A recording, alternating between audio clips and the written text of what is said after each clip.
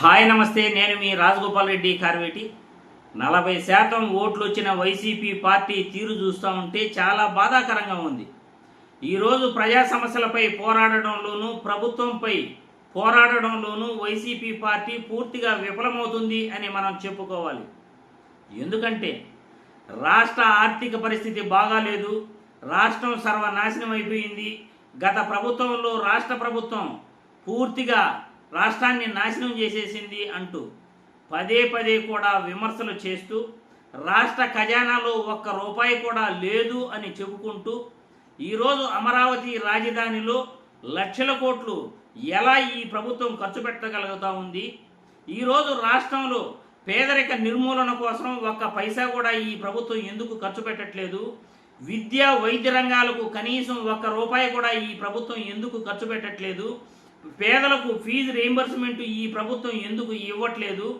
వీటన్నిటిపై కూడా వైసీపీ రాష్ట్ర నాయకత్వం చూస్తూ ఊరుకుంటుంది తప్ప ఎటువంటి న్యాయపరమైన పోరాటం వీళ్ళు వైసీపీ వాళ్ళు చేయటం లేదు అని క్లియర్గా అర్థమవుతా ఉంది.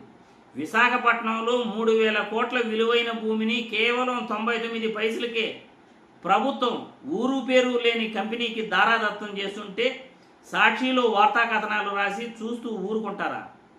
దానిపైన మీరు న్యాయ పోరాటం చేయరా? మీ లీగల్ సెల్ ఏమైంది?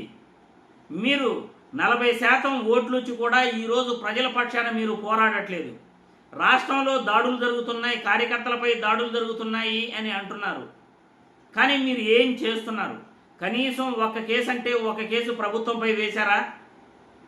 రాష్ట్రం 1.54 లక్షల కోట్లు అప్పులు చేసింది అని మీ సాక్షి పేపర్లో రాస్తున్నారు.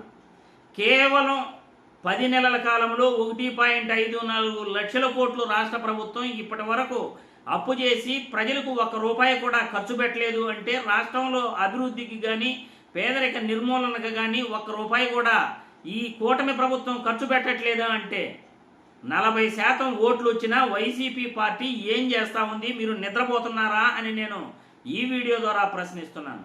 వార్తా కథనాలు మీ పేపర్లో రాస్తారు, కానీ న్యాయ పోరాటం చేయరు. మీ లీగల్ సెల్ అంత వీక్గా ఉందా? జగన్మోహన్ రెడ్డి గారు మీ నాయకత్వంలో రాష్ట్ర వైసీపీ నిద్రపోతుంది అని నేను అంటున్నాను. రాష్ట్ర ప్రభుత్వం చేసే తప్పులను మీరు చూస్తూ ఊరుకుంటున్నారు, న్యాయ పోరాటాలు మీరు చేయలేకపోతున్నారు అని నేను అంటున్నాను. రాష్ట్రంలో దాడులు జరుగుతున్నాయి, ఒక్క కేసైనా వేశారా? పోనీ గవర్నర్ని ఈ 10 నెలల కాలంలో మీరు ఎన్నో ఆరోపణలు చేస్తున్నారు కదా, గవర్నర్ని మీరు ఒక్కసారైనా మీరు కలిశారా? జగన్మోహన్ రెడ్డి గారు మీ పద్ధతి మార్చుకోవాలి.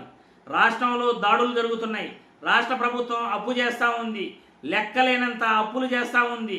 కానీ మీరు పట్టించుకోవట్లేదు, న్యాయ పోరాటాలు చేయట్లేదు, న్యాయస్థానాలను వెళ్ళి కలవట్లేదు, గవర్నర్కి వెళ్ళి ఫిర్యాదు చేయట్లేదు, సుప్రీంకోర్టుకు వెళ్ళి ఫిర్యాదు చేయట్లేదు, ప్రధానమంత్రికి వెళ్ళి ఫిర్యాదు చేయట్లేదు, రాష్ట్రపతిని మీరు ఒక్కసారి కూడా ఇప్పటి వరకు కలవలేదు. రాష్ట్ర పరిస్థితులపై, రాష్ట్ర అప్పులపై, ప్రభుత్వం మాట్లాడే మాటలపై, పేదలకు ఫీజు రీయింబర్స్మెంట్ రాకపోయినా, ప్రభుత్వ విద్యా వ్యవస్థ, ప్రభుత్వ వైద్య రంగం పూర్తిగా నాశనం అయిపోయినా 40% ప్రజలు మీకు ఓటేస్తే మీరు చూస్తూ నిద్రపోతున్నారు తప్ప ఈరోజు ప్రజల కోసం మీరు న్యాయ పోరాటం చేయట్లేదు. మీ సాక్షి పేపర్లో వచ్చే కథనాలు నిజమైతే మీరు ఎందుకు న్యాయ పోరాటాలు చేయట్లేదు? న్యాయస్థానాలను ఎందుకు కలవట్లేదు?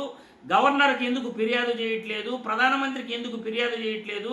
రాష్ట్రపతికి ఎందుకు ఫిర్యాదు చేయట్లేదు అని నేను ఈ వీడియో ద్వారా జగన్మోహన్ రెడ్డిని, వైసీపీ రాష్ట్ర పార్టీ నాయకత్వాలని కూడా నేను ప్రశ్నిస్తున్నాను. మీ లీగల్ సెల్ అంత వీక్గా ఉండి మీరు పార్టీ అధ్యక్షుడిగా చూస్తూ నిద్రపోతూ ఉంటే రాష్ట్రం సర్వనాశనం అవుతుంది.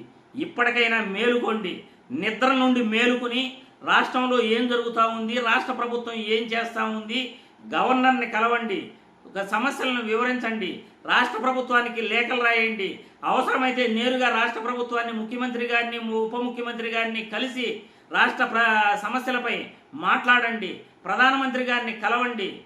మీరు ఇలా చూస్తూ నిద్రపోతూ మీరు ఇలా రాష్ట్రంలో ప్రభుత్వాన్ని ప్రశ్నించకుండా న్యాయ పోరాటాలు చేయకుండా ఉంటే మీరు మా ప్రభుత్వం వస్తుంది అని చెప్పుకుంటున్నారు, కానీ అది మాత్రం పూర్తిగా కలవుతుంది.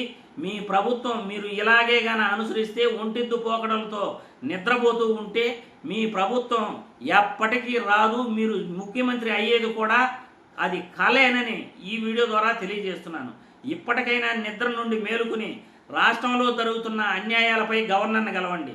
రాష్ట్రంలో ఎంత అప్పులు చేశారో వెంటనే న్యాయస్థానాలకు వెళ్ళి కోర్టులో కేసులు వేయండి.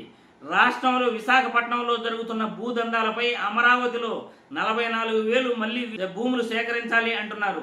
దానిపైన న్యాయ పోరాటం చేయండి. రైతులకు జరుగుతున్న అన్యాయాలపై అమరావతిలో వెళ్ళి కలిసి వాళ్ళపై న్యాయ పోరాటం చేయండి. అంతేగాని మేము మళ్ళీ వచ్చేస్తాము, మాదే ప్రభుత్వం వస్తుంది, మాదే ప్రభుత్వం వస్తుంది అని కలలగంటూ ఒంటెద్దు పోకడలతో మీరు వెళ్ళకండి అని ఈ వీడియో ద్వారా జగన్మోహన్ రెడ్డిని ప్రశ్నిస్తున్నాను.